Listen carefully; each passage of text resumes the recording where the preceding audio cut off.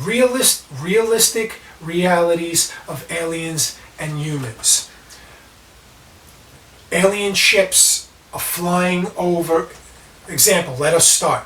Alien ships are flying over the Earth. They're always in and out of our atmosphere. They're always playing a cloak and dagger or whatnot. Whether they have allies here and the government, or whether that it's completely separate and they have no backing here, and they're just surfing that cusp of probing and exploring and studying and observing and abducting and stuff like that, and operating with the government, or trying to do that all without some kind of human assistance and knowledge of that, or whatnot. And so of course, to be fair scientists, we're not going to say that the cases like that have not happened and that they may not be happening now. But the point of this discussion right now is for us to look at some other very reasonable, rational, logical possibilities of that kind of reality, of the reality of aliens being here, being local, being around, or coming to Earth. So I'm going to just go down a certain avenue. These avenues are just like my video series that I haven't really continued as much, but they sort of continue in the vlog stuff. Existence Revealed. I don't owe that. What's touched on there, and even what's touched on here, discussed here in these vlogs, does not mean that that is exactly what I believe. The point is to explore these ideas. The point is to explore a range of logic and reasoning that will help us explore the stuff that we may have a bias toward, or a tendency to, or that we may be theorizing, or and have a theory about and stuff. But one way or another, let us go down this one choice. Let us make one choice, which is to say there are no aliens right now that are coming to Earth to explore and to study. There are no aliens right now. There's probably, highly likely, that there are no aliens anywhere with the lab currently set up, currently studying the human race. We could even go that far in this choice that we're making in a proposition and in an exploration of the idea.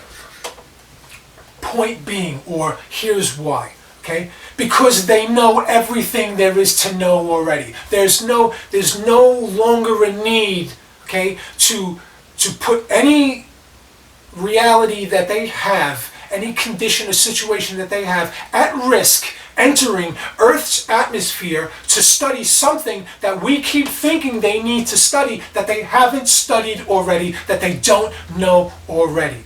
Who are we kidding? What are they waiting for?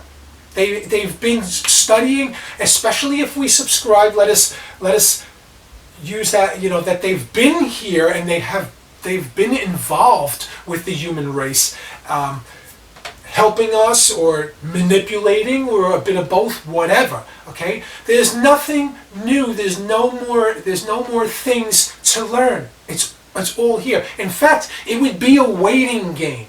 If anything, it would be a waiting game. But after all these years, after all these centuries, after all of these, ages, eons, whatever you want to do, after all these periods, okay, there is no material on the planet that an alien needs to now come down and explore that they haven't already explored. With all of the technology, with all of the high tech, with all of the ability, okay, there's probably no reason why an alien ship needs to even land on the planet. To what? To confirm in its own three-finger hand, okay, what molten rock is, magma and sedimentary things. What? They have the ability to travel through particular ranges of dimensions. They have ability to possibly have access to a better range of temporal dimensions.